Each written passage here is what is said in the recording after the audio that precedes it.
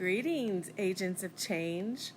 I am joining you from beautiful Naples, Florida, the place where God lives. There's a nice little view. It's so nice outside. I thought I would join you briefly. Since my last live stream, we did receive a call to the office, and they asked me to expound a bit on the season of dormancy, which I talked about briefly. I guess I mentioned it because to me it seemed the past year and a half in my life has been dormant. But what I want to do is expound on that, and I love that you guys are asking questions, and please, by all means, on in the comments below. I don't see any comments below. I hope I'm in the right place. And there's workers all around me. I wanted you to call the office if you have any topics that you want me to expound on. I'm happy to if I can. I'm not an expert in all fields by all means. And so I just wanted you to be aware that it is important that we have understanding and ask questions. So I'm going to expound on the question somebody called and asked the office for me to expound on a season of dormancy. And what I'm going to do is I'm going to put that in the category of season of preparation that I consider. We have 4 life experiences, 4 seasons, what I call our life cycles in our life. And I did write about it in my new book. It's coming out next year in 2020. And so I'm going to read some of the excerpts from my book, and but I'm going to expound on this season. So the 4 seasons I consider in when you have a vision. So this isn't for everybody. These are for people who have a vision, they want to execute, they know who they are, where they're going, and what they were born to do. These are the 4 seasons that I consider. You have the season of planning, where you are downloading everything in you. You're writing down your goals, your objectives, and you're planning for your life, the vision. Then there's a season of preparation. Now,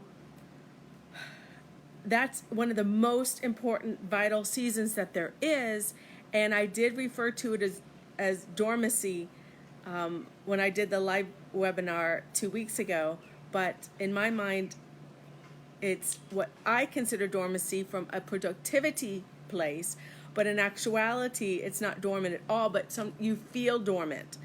I call it that because you don't hear of Jesus between ages 12 and 30. You don't hear anything about him. Do you think that perhaps that can be the season of preparation that was preparing him for the vision, why he was born, to execute it when he turned 30?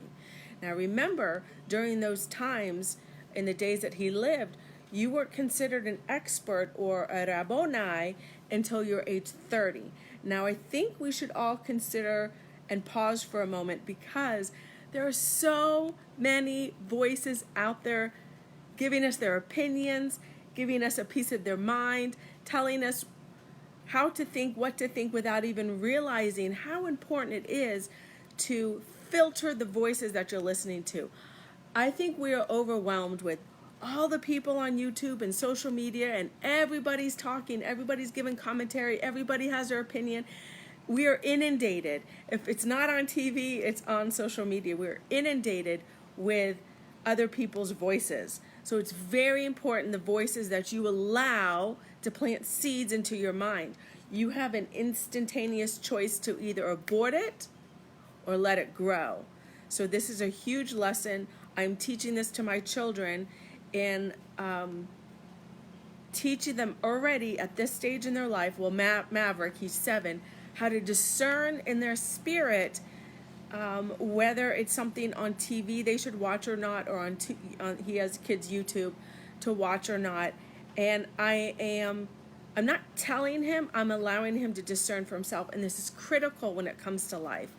The voices that we allow, or the ideas that we allow to be planted into our lives. Okay, I didn't mean to get off onto that tangent. But if you don't mind, since I am outside, I am going to put my sunglasses on because it's quite bright. But I'm going to read you a few of the excerpts from my book regarding the season of preparation, because honestly, this is the most critical, foundational season that there is, and yet it seems to be one of the most despised. And I think that's where we get into frustration and wanting to take shortcuts, which, remember, all shortcuts are evil. So the key ingredient, and everybody remember this, write this down, it's important. The key ingredient to get through this season is patience.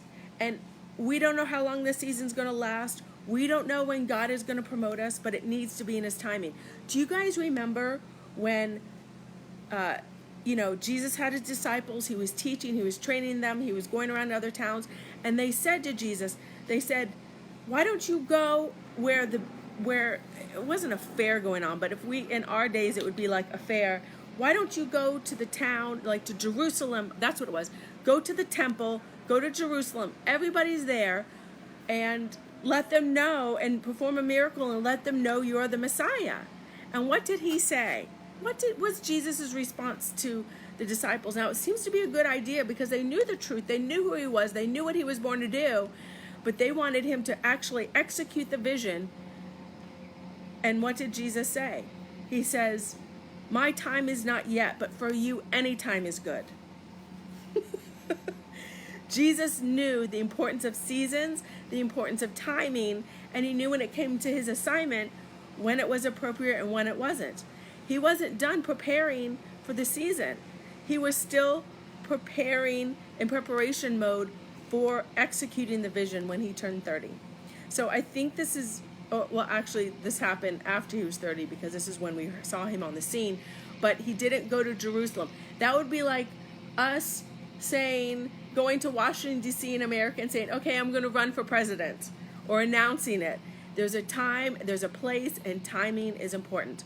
So please, the season of preparation, perseverance, it's key and it's vital for the weight of your vision. Otherwise, if you short circuit it, then the foundation will be faulty and it may jeopardize the entire vision. So the vision can still be accomplished, but it may take a lot longer and not be as effective or fruitful as it could have been. So this is key. So never despise the season you're in. You may feel like you're in a dormant season. Let me tell you, even nature teaches us there's a season of dormancy or preparation. All the leaves fall off the trees. They go into a dormant time during winter. All these plants, these pentas, these bougainvillea, there's a time that they bloom and there's a time they go into dormancy. And this is key. There's a process that we have to go through in order to reflect the weight of the glory of the vision and the glory of our King and the glory of what we were born to do. I was trying to teach my son what glory means the other night because we say the prayer, your kingdom come, your will be done on earth as in heaven. So we were saying that prayer, and to thine be the kingdom, the glory, the power forever. He's like, Mom, what's glory? And I said, good question. It's full weight. So in order for the full weight of what you were born to do to be revealed, you must go through a season of preparation. We may feel like it's dormancy. What happened to King David when he was anointed king as a child? Did he go running to the palace and became an intern? No. Did he go running to the king and say, hey, I'm the next anointed king? Samuel, the prophet of God, just anointed me to be king. I'm next in line. No. What did David do? I cannot wait to meet King David. Let me tell you, he's the man. He had a contrite heart, a heart after God. He wasn't full of himself. And, we get anointed or the vision and we get so excited like Joseph, and we go telling our family and friends, and we start doing our own YouTube channel and telling everybody who we are, what we're doing, and you need to learn from me, and I'm teaching you, and you haven't even been through the process. Are you kidding me? Never trust anybody who doesn't have any scars. Papa Myles Munroe, Dr. Myles Munroe said that. So go through the process of preparation. It is key. There is a time and a season where God will promote you. It will be time to execute the vision. But let me tell you, what happens behind the scenes when people don't see you is more important than what happens in front of the scenes when people see you. This is key. So please never despise the season you're in. God will use everything in it, the good, the bad, the ugly, to benefit the vision. He is developing your character. This is key. That's a whole nother session. I know I'm pretty sure I did webinars on character a few years ago. If not, I'll do it again, but it's not in the lineup for right now. But this is necessary in order for you to progress through the season of preparation. The lack of character can completely sabotage your assignment in an instant. Completely sabotage it. Well, we can look at an example of Samson, the strongest man in the world. He still was able to accomplish the final end result of killing the Philistines, but it was to his own demise as well, because he didn't operate with character and he let the woman influence him. So we have a tendency to get excited, just like Joseph, and we run out, we start telling everybody, but we need to learn I think Joseph learned a big lesson because his family despised him. So do not throw your pearls before swine, people. God did not give other people your vision. Only you will understand it. Only you will believe in it at first. Don't expect anybody to believe your vision, not even your spouse. It may take time, it may take years for them to see. Listen, don't talk about it, just be about it. Just be faithful, put your nose to the grind, and just start preparing for it. That's the highest sign of faith, is preparation. Do you really believe in the vision that God has put in your heart? Then start preparing yourself for it behind the scenes. Whether you have to start sign up for classes, maybe it's on communication, maybe if you're called to be a communicator, if you're called, whatever it is you're called to be, start preparing. Read books, read blogs, watch videos, do whatever it is to prepare yourself for it. Because you need to gain the experience that's needed for the vision. If you sit around and do nothing, don't expect anything to happen, because it won't. Faith is you preparing and believing for what God has called you to do. Yes, thank you, Linda Jo, for putting the quote down. I always want to give credit to where credit is due. Now, what I like about Joseph, I love Joseph too, because he went into Egypt, was put into prison, but yet he was still faithful in the most dire situations. And a lot of us feel like we're going through death. A lot of us feel like we're going through a death season. This is what happened in fall. We're in fall now. We don't have fall here in Florida, but I know you guys do up north. It's the dying of something. A lot of times we have to go through that in order to prepare for the season. So here, Joseph's attitude even remained steadfast and faithful, and his character remained intact even through the most dire circumstances. He's in jail. He's suffering. I don't know what kind of conditions they had 4,000 years ago, but I'm sure it wasn't good, especially in a desert.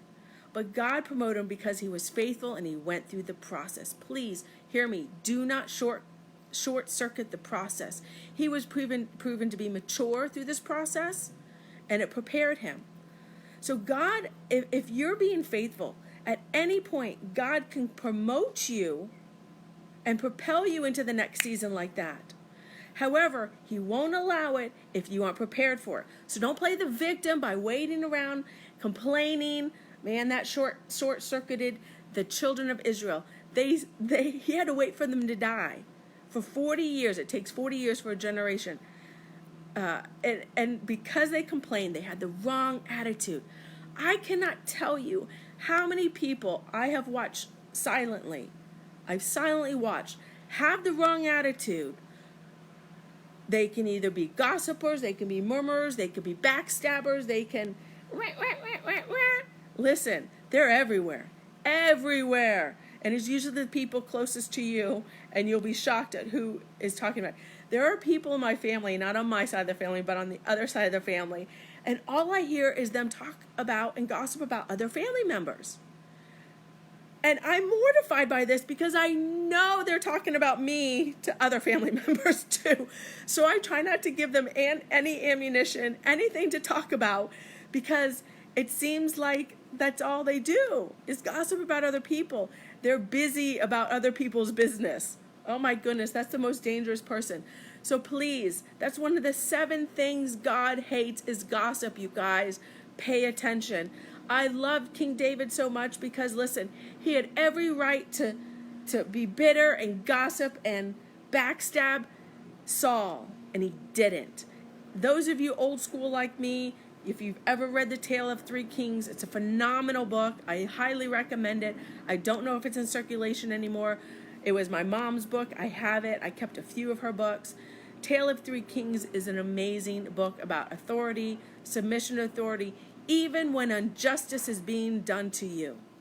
So you guys, David went through this season of preparation where injustice, they were trying to kill him. He's the anointed king. That's a tough season to go through. It's tough, but he was faithful. He would not harm the man of God. He was put in that position by God, and he knew it wasn't his place to remove him from it, even though he knew it was his right one day to be put in that position. So let's look at these patriarchs and learn from them. And listen, don't go the long route in your season of preparation. Do you know, as in human development, it's about 24 years in our culture for our brain to be prepared for life. They don't consider your mind fully developed until you're 24. Here in America, they consider you 18 to be an adult. But those 20 years, it takes us 20 years to prepare our children for their life. That's a 20-year process. You cannot rush the process. And that's what happened with Adam. He didn't go through the process of preparation. And the first temptation he got, he failed. So God had to make sure when he sent Jesus, he himself didn't fail the test. And that Jesus himself went through the process. Jesus had to go into the desert for 40 days to be tested by the Holy Spirit. A lot of these tests, if you haven't contrived of them yourself because of the decisions, the faulty decisions that you've made, then God is testing you and preparing you for it. So please pass the test. I know I sound like a broken record. It's one of my key words that I say. Pass the test the first time. Listen, if you've gossiped about somebody, you've had a bad attitude towards somebody, you've backstabbed, go and ask for forgiveness. Go and rectify it and make it right. I believe this may be key into you being propelled into your next season. If you've left a church in a wrong way, I've seen that a lot growing up in the church. Make it right. So, we talked about Joseph, we talked about David. Never try to sabotage the season of preparation. It's preparing you, and this is another quote from Dr. Myles, it's preparing you for what God has prepared for you. It's worth it in the long run. One scripture that helped me understand the importance of seasons was when Paul said in Philippians 4:11, he said, he admonished us to be content in every season we are at. So it doesn't matter if you're in a dry season, a barren season, a desert season, a dormant season. I pile those into seasons of preparation. Please learn to be content in that season. It's tough. Listen, guys, I know these seasons are tough, but you're tough too. Life is hard. God has created us, and with the right mentality, you can have a kingdom mentality. It takes a unique attitude, mentality, to be a leader, an agent of change, a kingdom citizen. Listen, there's no promise. I thought we were exempt from hardships. I did when I was a Christian, when I was stuck and trapped in religion. We are not. And a lot of us sometimes face hardship after hardship, and we're like, what is going on? You may not understand. One day you will, and you will look back. So I admonish you, you're not the only one going through this season. I went through that season. It was about a good solid year, and my health diminished. I got it back. I'm back. I got it. I know what I learned through that season. I know what I'm still learning through that season. And I know I needed to learn that. Did God bring me through that season to learn these? I don't think so. I think that season, me and my husband brought it upon ourselves because of the decisions, the assets we acquired, the things, the projects we were doing.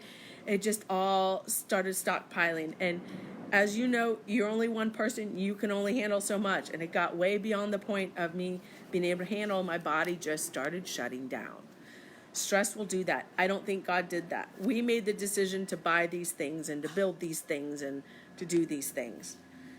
So I don't put it on God. But I will use and benefit everything that happened to me through that season for others, for the vision, for what God's called me to do. And otherwise, to me, that season would have been in vain. So please, go through your season. Know there are others around you that are also. Sometimes we don't know what people are going through. Some people may have just gotten a bad health report. You know, I mean, you just never know what people are going through. So don't be quick to judge others. We're not in their shoes. We don't understand everything. We don't understand the season that they're in. Let them work themselves through those seasons. If they need you, please be that person that can just be there for them. So that's what I admonish you. So I'm going to finish up. I'm trying to make these shorter. I can't tell how long I've been. I'm trying to shorten these a little bit, guys. The worst thing you can do is prolong a season by complaining. Wrong attitude. You have to trust the process. Don't be stiff-necked, but be wise. Use wisdom. And gain understanding during the season that you are in. Yes, Linda Jo, work through in love. Learn to be content and obedient in it so that you can transition to the next season. Don't prolong it. Pass the test. Otherwise, that season will feel like an eternity. You know, I think of the Israelites in the desert, 40 years. That's an eternity, especially if your lifespan, especially back then, was only 40 years in Israel, even during Jesus' days. The Holy Spirit will lead you in and out of these seasons. I know it will feel like a season of dormancy, but it's not. There are things going on in the plants, in nature, during winter time. There are things going on behind the scenes. God is working out through you. Go through the process. It's tough. Embrace it like a friend. Didn't Paul say that? Embrace adversary like a friend. Because a lot of times we don't know how bad we need these seasons. So be faithful in them. Quiet, dog. Hey, stop it. He's barking at all the birds or boats. I don't know what he's barking at. Learn, grow, mature, for in this way you can be graduated into the next season. Now, I want you to know I'm not indicating that each of these seasons are exclusive, and once you go through that season of preparation, you'll never go through another season of preparation again. I'm not saying that. Sometimes they overlay into large and small cycles. In my experience, even smaller seasons of preparation have taken place simultaneously while in a larger, broader season of whether it's executing the vision or building the vision.